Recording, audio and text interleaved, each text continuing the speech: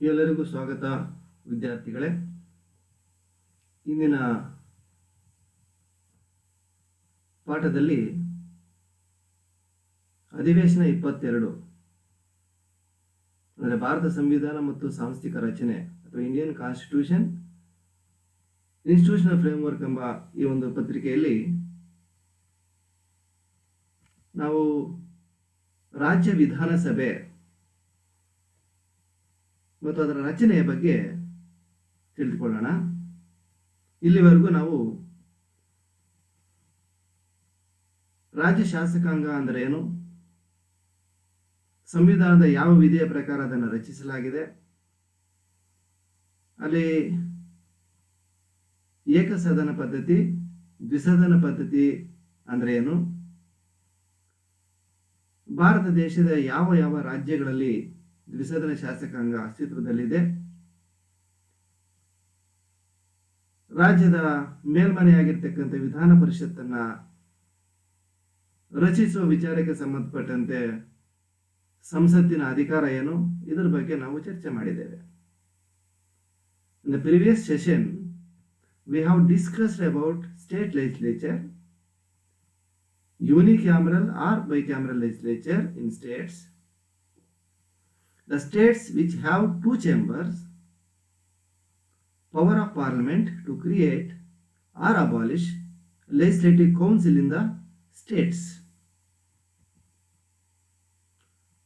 ಈ ಒಂದು ರಾಜ್ಯ ಶಾಸಕಾಂಗದ ವಿಧಾನಸಭೆ ಮತ್ತು ಅದರ ರಚನೆ ಬಗ್ಗೆ ತಿಳಿದುಕೊಳ್ಳತಕ್ಕಂಥ ಉದ್ದೇಶ ಏನಂತ ಹೇಳಿದ್ರೆ, to make students to understand the composition of legislative assembly, to enable the students to understand the legislative system in India and to understand the role of state legislature.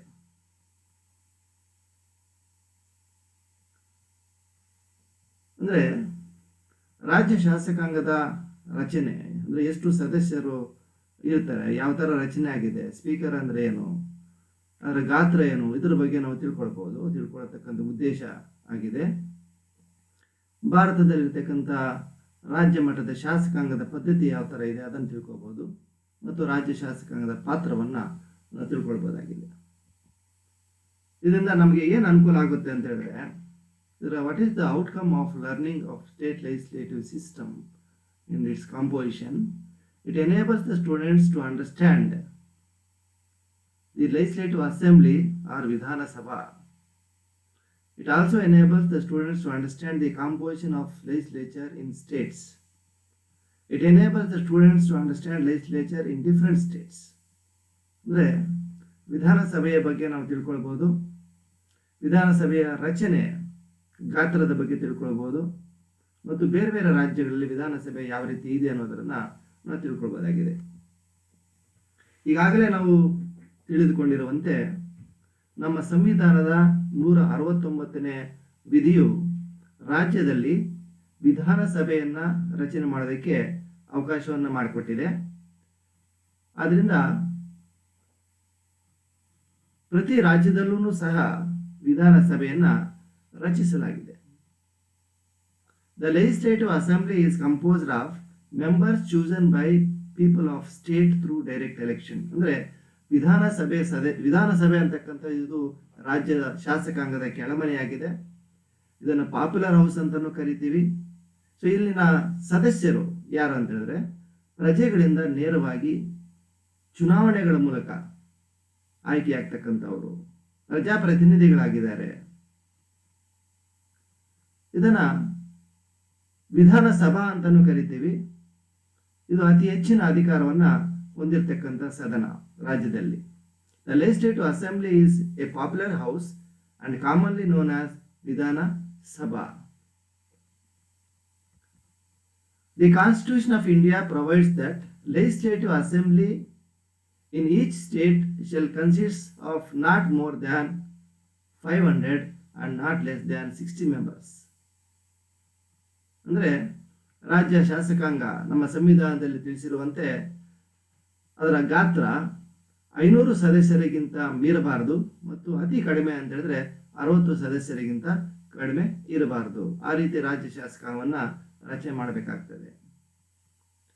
ಆದರೆ ಕೆಲವು ರಾಜ್ಯಗಳು 60ಕ್ಕಿಂತ ಕಡಿಮೆ ಸದಸ್ಯರನ್ನು ಹೊಂದಿರತಕ್ಕಂಥ ವಿಧಾನಸಭೆಗಳನ್ನು ಹೊಂದಿವೆ. ಅವುಗಳಂತ ಹೇಳಿದ್ರೆ ಸಿಕ್ಕಿಂ ಇದೆ, ಮಿಜೋರಾಂ ಇದೆ, ಗೋವಾ ಇದೆ. ಉದಾಹರಣೆಗೆ ಸಿಕ್ಕಿಂನಲ್ಲಿ the Sikkim state legislative assembly has 32 members and Goa and Mizoram has 40 members. Sikkim ರಾಜ್ಯದಲ್ಲಿ ಕೇವಲ 32 ಸದಸ್ಯರು ಮಾತ್ರ ಇದ್ದಾರೆ. ಗೋವಾ ಮತ್ತು ಮಿಜೋರಾಂ ರಾಜ್ಯಗಳಲ್ಲಿ 40 ಸದಸ್ಯರು ಇರ್ತಾರೆ ವಿಧಾನಸಭೆಯಲ್ಲಿ. The Constitution also made provisions to give representation to scheduled castes and scheduled tribes in the legislative assembly of every state. ರಾಜ್ಯದ ಪ್ರತಿಯೊಂದು ರಾಜ್ಯದಲ್ಲೂ ವಿಧಾನಸಭೆಯಲ್ಲಿ ಈ ಒಂದು ಪರಿಶಿಷ್ಟ ಜಾತಿ ಮತ್ತು ಪರಿಶಿಷ್ಟ ಪಂಗಡದವರಿಗೆ ಕೆಲವು ಸ್ಥಾನಗಳನ್ನು ಮೀಸಲಾಗಿರಿಸಲಾಗುತ್ತದೆ. ಆ ಸ್ಥಾನಗಳಿಂದ ಕೆಲವು ಕ್ಷೇತ್ರಗಳು ಅಲ್ಲಿ ಏನಿದೆ ಆ ಒಂದು ಮೀಸಲಾತಿಗೆ ಒಳಪಟ್ಟಿರ್ತಕ್ಕಂಥ ಕ್ಷೇತ್ರಗಳಿಂದ ಆ ಒಂದು ಪರಿಶಿಷ್ಟ ಜಾತಿ ಪರಿಶಿಷ್ಟ ಪಂಗಡದ ಒಂದು ಅಭ್ಯರ್ಥಿಗಳನ್ನು ಆಯ್ಕೆ ಮಾಡಬೇಕಾಗ್ತದೆ.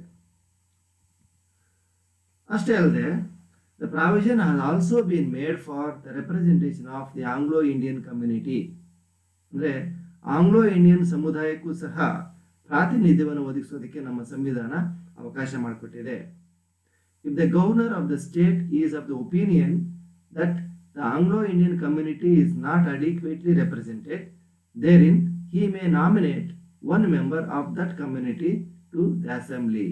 ಅಂದರೆ ರಾಜ್ಯದ ರಾಜ್ಯಪಾಲರಿಗೆ ಅವರಿಗೆ ಅನಿಸ್ಬೇಕು ಆ ಒಂದು ಆಂಗ್ಲೋ ಇಂಡಿಯನ್ ಸಮುದಾಯಕ್ಕೆ ಸರಿಯಾದಂಥ ಪ್ರಾತಿನಿಧ್ಯ ರಾಜ್ಯ ವಿಧಾನಸಭೆಯಲ್ಲಿ ಇಲ್ಲ ಎಂಬ ಭಾವನೆ ಬಂದಾಗ ಅವರು ಒಬ್ಬರನ್ನ ಆ ಸಮುದಾಯದಿಂದ ಆಂಗ್ಲೋ ಇಂಡಿಯನ್ ಸಮುದಾಯದಿಂದ ಒಬ್ಬರನ್ನ ರಾಜ್ಯ ವಿಧಾನಸಭೆಗೆ ನಾಮಕರಣ ಮಾಡಬಹುದು.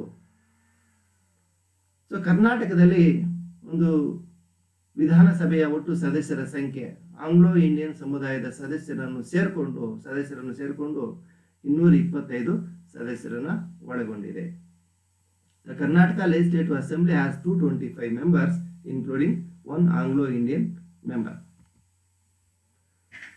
ವಿಧಾನಸಭೆಗೆ ಸದಸ್ಯರಾಗಿ ಆಯ್ಕೆಯಾಗಬೇಕಂತ ಹೇಳಿದ್ರೆ ಸಂವಿಧಾನ ಕೆಲವು ಅರ್ಹತೆಗಳನ್ನು ನಿಗದಿಪಡಿಸಿದೆ. The qualifications of members to become a member of legislative assembly are: first one is he must be a citizen of India, secondly he must not be less than 25 years of age, thirdly he should not hold any office of profit, fourthly he must possess other qualifications as prescribed by the Parliament of India.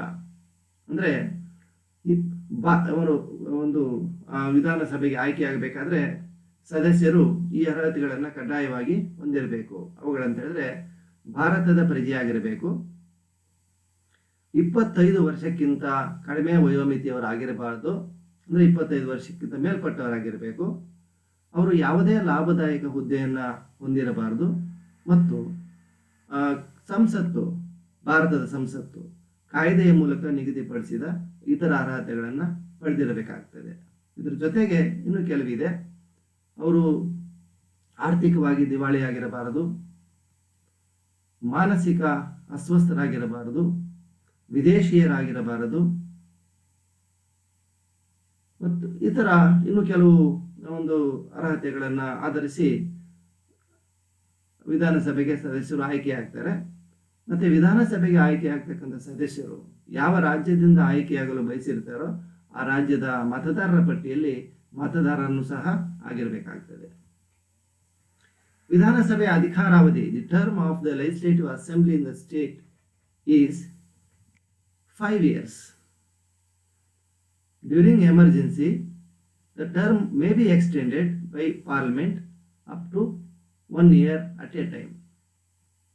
It should not be extended beyond a period of 6 months after the proclamation has ceased to operate. The governor has power to dissolve the assembly before the expiration of its term. ಅಂದರೆ ಈ ಅಧಿಕಾರಾವಧಿಗೆ ನಾವು ಬಂದಾಗ ರಾಜ್ಯ ವಿಧಾನಸಭೆಯ ಅಧಿಕಾರಾವಧಿ ಸಾಮಾನ್ಯವಾಗಿ 5 ವರ್ಷಗಳಾಗಿರುತ್ತದೆ. ಆದರೆ ವಿಶೇಷ ಸಂದರ್ಭಗಳಲ್ಲಿ, ಅಂದರೆ ರಾಷ್ಟ್ರೀಯ ತುರ್ತು ಪರಿಸ್ಥಿತಿಯನ್ನು ಘೋಷಿಸತಕ್ಕಂಥ ಸಂದರ್ಭದಲ್ಲಿ ಅಥವಾ ಒಂದು ರಾಜ್ಯದಲ್ಲಿ ತುರ್ತು ಪರಿಸ್ಥಿತಿ ಇದ್ದಾಗ ಅದರ ಅಧಿಕಾರಾವಧಿಯನ್ನು ಸಂಸತ್ತು 1 ವರ್ಷದ ಮಟ್ಟಿಗೆ ಹೆಚ್ಚಿಸಬಹುದು. ಆದರೆ ಒಂದು ಕಂಡೀಷನ್ ಏನಂತ ಹೇಳಿದ್ರೆ, ಆ ಒಂದು ತುರ್ತು ಪರಿಸ್ಥಿತಿ ಘೋಷಣೆ ಮುಕ್ತಾಯದ ನಂತರ 6 ತಿಂಗಳಿಗಿಂತ ಹೆಚ್ಚಿನ ಅವಧಿಯವರೆಗೆ ಅದನ್ನು ವಿಸ್ತರಿಸುವಂತಿಲ್ಲ. ಅಷ್ಟರ ಒಳಗೆ ವಿಧಾನಸಭೆಗೆ ಚುನಾವಣೆಗಳನ್ನು ನಡೆಸಿ ಆ ಒಂದು ವಿಧಾನಸಭೆಯನ್ನು ರಚನೆ ಮಾಡಬೇಕಾಗ್ತದೆ. ರಾಜ್ಯ ವಿಧಾನಸಭೆಯ ಅಧಿಕಾರಾವಧಿ 5 ವರ್ಷಗಳಾಗಿದ್ದರೂ ಸಹ ರಾಜ್ಯಪಾಲರು ಅವಶ್ಯಕತೆ ಬಿದ್ದಾಗ ಅದನ್ನು ವಿಸರ್ಜನೆ ಮಾಡತಕ್ಕಂಥ ಅಧಿಕಾರವನ್ನು ಪಡೆದಿದ್ದಾರೆ. ಅಂದರೆ ಅವಧಿಗೆ ಮುಂಚಿತವಾಗಿಯೇ ವಿಧಾನಸಭೆಯನ್ನು ವಿಸರ್ಜನೆ ಮಾಡಬಹುದು, ಅಥವಾ ರಾಜ್ಯ ಮುಖ್ಯಮಂತ್ರಿ ಅವರ ಶಿಫಾರಸ್ಸಿನ ಮೇರೆಗೆ ಅವರು ಸಂಪುಟದಲ್ಲಿ ತೆಗೆದುಕೊಳ್ತಕ್ಕಂಥ ನಿರ್ಣಯದ ಆಧಾರದ ಮೇಲೆ ವಿಸರ್ಜಿಸುವಂತೆ ಶಿಫಾರಸು ಮಾಡಿದರೆ ಆಗ ರಾಜ್ಯಪಾಲರು ವಿಧಾನಸಭೆಯನ್ನು ವಿಸರ್ಜನೆ ಮಾಡಬಹುದು. ಅಥವಾ ಅಲ್ಲಿನ ಸರ್ಕಾರ ಬಹುಮತವನ್ನು ಕಳೆದುಕೊಂಡಾಗ ಬೇರೆ ಯಾವುದೇ ರಾಜಕೀಯ ಪಕ್ಷ ಸರ್ಕಾರ ರಚಿಸಲು ವಿಫಲವಾದಾಗ ಅವಧಿಗೆ ಮುಂಚಿತವಾಗಿ ರಾಜ್ಯಪಾಲರು ವಿಧಾನಸಭೆಯನ್ನು ವಿಸರ್ಜನೆ ಮಾಡಬಹುದು. ಈ ಒಂದು ವಿಧಾನಸಭೆ ಪ್ರತಿ ವರ್ಷ ಎಷ್ಟು ಒಂದು ಸಂದರ್ಭಗಳಲ್ಲಿ ಸಭೆ ಸೇರ್ತದೆ, ಅಧಿವೇಶನ ಸೇರ್ತದೆ ಅನ್ನೋ ವಿಚಾರಕ್ಕೆ ಬಂದಾಗ, ಆ ವಿಧಾನಸಭೆಯ ಒಂದು ಅಧಿವೇಶನವನ್ನು ಕರೀತಕ್ಕಂಥ ಅಧಿಕಾರ, ಮುಂದಕ್ಕೆ ಹಾಕ್ತಕ್ಕಂಥ ಅಧಿಕಾರ ಅಥವಾ ಅದನ್ನು ವಿಸರ್ಜನೆ ಮಾಡ್ತಕ್ಕಂಥ ಅಧಿಕಾರ ರಾಜ್ಯಪಾಲರಿಗೆ ಮಾತ್ರ ಇರ್ತದೆ. ಇಲ್ಲಿ ರಾಜ್ಯಪಾಲರು ವಿಧಾನಸಭೆಯನ್ನ ಕರೀತಕ್ಕಂಥ ಅಧಿಕಾರವನ್ನ ಪಡೆದಿದ್ದಾರೆ. ಅದೇ ರೀತಿ ಅಡ್ಜರ್ನ್ಮೆಂಟ್ ಮಾಡ್ತಕ್ಕಂಥದ್ದು ಅಂದ್ರೆ ಮುಂದಕ್ಕೆ ಹಾಕ್ತಕ್ಕಂಥದ್ದು, ಪ್ರೋರೋಗ್ ಅಂದ್ರೆ ಮುಂದೂಡ್ತಕ್ಕಂಥದ್ದು, ಈ ಒಂದು ಅಧಿಕಾರ ರಾಜ್ಯಪಾಲರಿಗೆ ಇದೆ. ವರ್ಷದಲ್ಲಿ ಸಾಮಾನ್ಯವಾಗಿ ಒಂದು ಕನಿಷ್ಠ ಪಕ್ಷ 2 ಅಧಿವೇಶನಗಳನ್ನ ನಡೆಸಬೇಕು. 2 ಅಧಿವೇಶನಗಳ ನಡುವಿನ ಅಂತರ 6 ತಿಂಗಳಿಗಿಂತ ಹೆಚ್ಚಾಗಿ ಇರಬಾರದು. The gap between the 2 sessions shall not exceed 6 months. ಅದರಿಂದ ಸಾಮಾನ್ಯವಾಗಿ ಪ್ರತಿ ವರ್ಷ 3 ಅಧಿವೇಶನಗಳನ್ನು ನಡೆಸ್ತಾರೆ. ಮಾನ್ಸೂನ್ ಸೆಷನ್, ವಿಂಟರ್ ಸೆಷನ್ ಮತ್ತು ಬಡ್ಜೆಟ್ ಸೆಷನ್. ಅಂದರೆ ಮುಂಗಾರು ಅಧಿವೇಶನ, ಚಳಿಗಾಲದ ಅಧಿವೇಶನ ಮತ್ತು ಬಡ್ಜೆಟ್ ಅಧಿವೇಶನ ಅಂತ 3 ಅಧಿವೇಶನ ನಡೆಸಿದಾಗ ಅದು 2 ಒಂದು ಅಧಿವೇಶನಗಳ ನಡುವಿನ ಅಂತರ 6 ತಿಂಗಳಿಗಿಂತ ಹೆಚ್ಚಾಗಿ ಇರೋದಿಲ್ಲ. ವಿಧಾನಸಭೆ ಅದು ರಚನೆ ಮಾಡಿದಾಗ, ಅದರ ಸಭೆ ಸೇರಬೇಕಾದ್ರೆ, ಅಧಿವೇಶನ ಸೇರಬೇಕಾದ್ರೆ ಅದಕ್ಕೆ ಸಂವಿಧಾನ ಒಂದು ಕೋರಂ ಅಂತಕ್ಕಂಥದ್ದನ್ನು ನಿಗದಿಪಡಿಸಿದ್ರೆ ಇಂದಿಷ್ಟು ಸದಸ್ಯರು ಹಾಜರಾಗಲೇಬೇಕು ಅಂತಕ್ಕಂಥ ಒಂದು ಕಂಡೀಷನ್ ಅನ್ನ ಹಾಕಿದೆ. Quorum means the quorum to constitute a meeting of assembly is 10 members. ಕನಿಷ್ಠ ಪಕ್ಷ 10 ಸದಸ್ಯರಾದರೂ ಹಾಜರಾಗಿರಬೇಕು, ಅಥವಾ or 1/10 of the total number of members whichever is greater. ಅಥವಾ ಒಟ್ಟು ಸದಸ್ಯರಲ್ಲಿ 1/10 ಸದಸ್ಯರು ಅಲ್ಲಿ ಹಾಜರಾಗಿರಲೇಬೇಕಾಗ್ತದೆ. ಒಂದು ವೇಳೆ ಅಷ್ಟು ಸದಸ್ಯರು ಹಾಜರಾಗಲಿಲ್ಲ ಅಂತ ಹೇಳಿದ್ರೆ ಆ ಒಂದು ಸದನದ ಅಧಿವೇಶನವನ್ನ ಸ್ಪೀಕರ್ ಅವರು ಮುಂದೂಡ್ತಾರೆ. ನೆಕ್ಸ್ಟ್ ಸ್ಪೀಕರ್ ಅಂದ್ರೆ ವಿಧಾನಸಭಾಧ್ಯಕ್ಷರು ಅಂತ ಕರಿತೀವಿ. The members of legislative assembly chooses one of it's members as speaker and another one as deputy speaker. ವಿಧಾನಸಭೆ ಅಸ್ತಿತ್ವಕ್ಕೆ ಬಂದಾಗ ಚುನಾವಣೆಯ ನಂತರ ಅಲ್ಲಿನ ಸದಸ್ಯರು ಅವರಲ್ಲೇ ಒಬ್ಬರನ್ನ ವಿಧಾನಸಭೆಯ ಅಧ್ಯಕ್ಷರನ್ನಾಗಿ ಮತ್ತೊಬ್ಬರನ್ನ ವಿಧಾನಸಭೆಯ ಉಪಸಭಾಧ್ಯಕ್ಷರನ್ನಾಗಿ ಆಯ್ಕೆ ಮಾಡಿಕೊಳ್ತಾರೆ. The speaker presides over the meetings of the assembly and in his absence the deputy speaker presides over the meeting. ಸಾಮಾನ್ಯವಾಗಿ ಒಂದು ವಿಧಾನಸಭೆ ಅಧ್ಯಕ್ಷತೆಯನ್ನ ಸ್ಪೀಕರ್ ಅವರು ಅಂದ್ರೆ ಸಭಾಧ್ಯಕ್ಷರು ಒಂದು ಪ್ರತಿ ಸಭೆಯಲ್ಲಿ ವಹಿಸ್ತಾರೆ.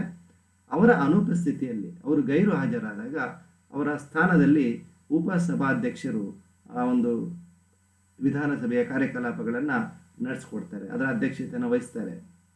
ಸೊ ಇಲ್ಲಿ ಸ್ಪೀಕರ್ ಅಥವಾ ಈ ಒಂದು ಸಭಾಧ್ಯಕ್ಷರ ಮುಖ್ಯವಾಗಿರ್ತಕ್ಕಂಥ ಪಾತ್ರ ಏನು ಅಂತ ಹೇಳಿದ್ರೆ, ಅವರು ಸದನದ ಅಧಿವೇಶನವನ್ನು, ಆ ಸಭೆಯ ನಡಾವಳಿಗಳನ್ನು ಸುಸೂತ್ರವಾಗಿ ನಡೆಸ್ಕೊಡ್ತಕ್ಕಂಥದ್ದು, ಸಭೆಯ ಘನತೆ ಮತ್ತು ಗೌರವವನ್ನು ಕಾಪಾಡಬೇಕಾಗ್ತದೆ. ಎಲ್ಲರೂ ಸಹ ಸದಸ್ಯರು ಗೌರವಯುತವಾಗಿ ನಡ್ಕೊಳ್ಳುವಂತೆ ನೋಡ್ಕೊಳ್ಬೇಕಾಗ್ತದೆ. ಸೊ ಸದಸ್ಯರು ಯಾರು ಮಾತಾಡಬೇಕು, ಯಾರು ಮಾತಾಡಬಾರ್ದು ಅಂತಕ್ಕಂಥ ಸೂಚಿಸ್ತಕ್ಕಂಥ ಅಧಿಕಾರ ಒಂದು ಇವರಿಗೆ ಸ್ಪೀಕರ್ ಅವರಿಗೆ ಇರ್ತದೆ. He protects and preserves the dignity and honor of the assembly. He has casting vote in case of tie. ಅಂದರೆ ಯಾವುದಾದ್ರೂ ನಿರ್ಣಯ ತೆಗೆದುಕೊಳ್ಳುವ ಸಂದರ್ಭದಲ್ಲಿ ಸದನದಲ್ಲಿ ಸಮಾನ ಮತಗಳು ಬಂದರೆ ಸ್ಪೀಕರ್ ಅವರಿಗೆ ಒಂದು ನಿರ್ಣಾಯಕ ಮತಾಧಿಕಾರ ಅಂತಕ್ಕಂಥದ್ದು ಇರುತ್ತದೆ. ಸೊ ಅಲ್ಲಿ ಅವರು ಯಾವ ಕಡೆ ಮತವನ್ನು ಚಲಾವಣೆ ಮಾಡ್ತಾರೆ ಅದರ ಪರವಾಗಿ ನಿರ್ಣಯ ಅಂಗೀಕಾರವಾದಂತೆ ಆಗ್ತದೆ. ಇಲ್ಲಿ ಸ್ಪೀಕರ್ ಅವರು ಒಂದು ಸದಸ್ಯರ ಒಂದು ಪ್ರಿವಿಲೇಜಸ್ ಅಂದರೆ ಅವರಿಗೆ ಕೆಲವು ಸೌಲಭ್ಯಗಳನ್ನು ಕೊಡಬೇಕಾಗ್ತದೆ. ಆ ಸೌಲಭ್ಯಗಳನ್ನು ರಕ್ಷಣೆ ಮಾಡ್ತಕ್ಕಂಥ ಅಧಿಕಾರವೂ ಸಹ ಸ್ಪೀಕರ್ ಅವರಿಗೆ ಇರ್ತದೆ. The speaker also protects the privileges and the rights of the members of legislative assembly. He may be removed from office by passing a resolution in the legislative assembly. ಒಂದು ವೇಳೆ ಅವರ ಅಧಿಕಾರವನ್ನು ದುರುಪಯೋಗ ಮಾಡಿಕೊಂಡಾಗ ಅಥವಾ ಸರಿಯಾಗಿ ಕಾರ್ಯನಿರ್ವಹಿಸದೇ ಇದ್ದಾಗ ಅವರನ್ನು ಶಾಸಕಾಂಗದ ಒಂದು ವಿಧಾನಸಭೆ ಒಂದು ನಿರ್ಣಯವನ್ನು ಅಂಗೀಕರಿಸುವುದರ ಮೂಲಕ ಬಹುಮತದಿಂದ ಅವರನ್ನು ಅಧಿಕಾರದಿಂದ ತೆಗೆಯಬಹುದು. ಅಂದರೆ ಸ್ಪೀಕರ್ ಅವರು ಸಾಮಾನ್ಯವಾಗಿ ಈ ಮಸ್ಟ್ ಬಿ ಎ ನಾನ್ ಪಾರ್ಟಿಸಾನ್. ಅವರು ಯಾವುದೇ ಪಕ್ಷದಿಂದ ಆಯ್ಕೆಯಾಗಿದ್ದರೂ ಸಹ ಅವರು ಸ್ಪೀಕರ್ ಆಗಿ ಆಯ್ಕೆಯಾದ ನಂತರ ಪಕ್ಷಾತೀತವಾಗಿ ಕಾರ್ಯನಿರ್ವಹಣೆ ಮಾಡಬೇಕಾಗ್ತದೆ. ಒಂದು ವೇಳೆ ಅವರು ಯಾವುದೇ ಒಂದು ಪಕ್ಷದ ಪರವಾಗಿ ಕೆಲಸ ಮಾಡಿದಾಗ ಅಥವಾ ಸಂವಿಧಾನಿಕ ವಿಧಿವಿಧಾನಗಳನ್ನು ಉಲ್ಲಂಘಿಸಿದಾಗ ಅವರನ್ನು ಅಧಿಕಾರದಿಂದ ತೆಗೆಯಬಹುದು. ಅಂದರೆ ವಿಧಾನಸಭೆ ಬಹುಮತದ ಆಧಾರದ ಮೇಲೆ ನಿರ್ಣಯವನ್ನು ಅಂಗೀಕರಿಸಬೇಕಾಗ್ತದೆ. ಸೊ ಇದರಿಂದ ಒಟ್ಟಾರೆ ಇದರ ಸಾರಾಂಶ ನಮಗೇನು ಗೊತ್ತಾಗುತ್ತೆ ಅಂತ ಹೇಳಿದ್ರೆ, the legislative assembly in the States place A vital role in making loss. ಅಂದರೆ ರಾಜ್ಯ ಮಟ್ಟದಲ್ಲಿ ರಾಜ್ಯ ವಿಧಾನಸಭೆ ಕಾನೂನುಗಳನ್ನು ಮಾಡ್ತಕ್ಕಂಥ ಒಂದು ವಿಷಯದಲ್ಲಿ ಪ್ರಮುಖವಾದ ಪಾತ್ರವನ್ನು ವಹಿಸ್ತದೆ.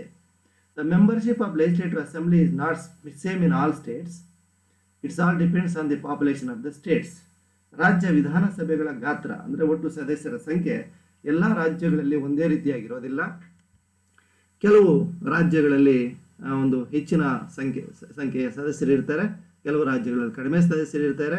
ಈಗಾಗಲೇ ನಾವು ಹೇಳಿದ್ದೇವೆ ಇದರ ಸಂಖ್ಯೆ 500ಕ್ಕಿಂತ ಹೆಚ್ಚಾಗಿರಬಾರದು ಮತ್ತು 60ಕ್ಕಿಂತ ಕಡಿಮೆ ಇರಬಾರದು. ಮತ್ತು ಕೆಲವು ರಾಜ್ಯಗಳು ಸಿಕ್ಕಿಮು, ಮಿಜೋರಾಮು, ಗೋವಾ ಈ 3 ರಾಜ್ಯಗಳನ್ನು ಬಿಟ್ಟರೆ ಉಳಿದಿರ್ತಕ್ಕಂಥ ರಾಜ್ಯಗಳಲ್ಲಿ 60ಕ್ಕಿಂತ ಕಡಿಮೆ ಇರಬಾರದು. Provision is also made to give representation to scheduled castes and scheduled tribes and Anglo-Indians in the legislative assembly. ಇಲ್ಲಿ ರಾಜ್ಯ ವಿಧಾನಸಭೆಯಲ್ಲಿ ಪರಿಶಿಷ್ಟ ಜಾತಿ ಮತ್ತು ಪರಿಶಿಷ್ಟ ಪಂಗಡದವರಿಗೆ ನಾವು ಪ್ರಾತಿನಿಧ್ಯ ಕಲ್ಪಿಸಿರುವುದನ್ನು ನಾವು ನೋಡಿದ್ದೇವೆ. ಮತ್ತು ಆಂಗ್ಲೋ ಇಂಡಿಯನರಿಗೆ ರಾಜ್ಯಪಾಲರು ನಾನು ಈಗಾಗಲೇ ತಿಳಿಸಿದಂತೆ ಅವರಿಗೆ ಸೂಕ್ತ ಪ್ರಾತಿನಿಧ್ಯ ಇಲ್ಲ ಅಂತ ಭಾವನೆ ಬಂದಾಗ ಪ್ರತಿ ವಿಧಾನಸಭೆಯಲ್ಲಿ ಒಬ್ಬರು ಆಂಗ್ಲೋ ಇಂಡಿಯನ್ ಅವರಿಗೆ ಒಂದು ಸ್ಥಾನವನ್ನು ಕಲ್ಪಿಸಬಹುದು. ಇಲ್ಲಿ ಕೆಲವು ಪ್ರಶ್ನೆಗಳು. ಮೊದಲನೇದಾಗಿ, the members of legislative assembly elected by. ರಾಜ್ಯ ವಿಧಾನಸಭೆ ಸದಸ್ಯರು ಯಾರಿಂದ ಆಯ್ಕೆ ಆಗ್ತಾರೆ? ಮೊದಲನೇ ಆಪ್ಷನ್ ಜಿಲ್ಲಾ ಪಂಚಾಯತ್ ಮೆಂಬರ್ಸ್, ಎರಡನೇ B option all people of state, ಮೂರನೇದು ಅಡಲ್ಟ್ ಪೀಪಲ್ ಆಫ್ ಸ್ಟೇಟ್, ನಾಲ್ಕನೇದು ನನ್. ಅಂದರೆ ಇಲ್ಲಿ ಸಾಮಾನ್ಯವಾಗಿ ವಿಧಾನಸಭೆಯ ಸದಸ್ಯರನ್ನು 18 ವರ್ಷ ವಯೋಮಿತಿ ಮೀರಿರ್ತಕ್ಕಂಥ ಅವರು ಜನಗಳು ಆಯ್ಕೆ ಮಾಡೋದ್ರಿಂದ ಈ ಸರಿಯಾಗಿರ್ತಕ್ಕಂಥ ಉತ್ತರ ಸಿ ಆಗಿದೆ, adult people of the state. Next ಎರಡನೇದು, the strength of state legislative assembly should not exceed. ರಾಜ್ಯ ವಿಧಾನಸಭೆಯ ಒಟ್ಟು ಸದಸ್ಯರ ಸಂಖ್ಯೆ ಎಷ್ಟನ್ನು ಮೀರಬಾರದು ಅಂತ ಹೇಳಿದ್ರೆ option A 500, option B 450, option C 60, option D 600. ಇಲ್ಲಿ ಸರಿಯಾಗಿರ್ತಕ್ಕಂಥ ಉತ್ತರ ಎ ಆಗಿದೆ, 500ಕ್ಕಿಂತ ಹೆಚ್ಚಾಗಿ ಇರಬಾರದು.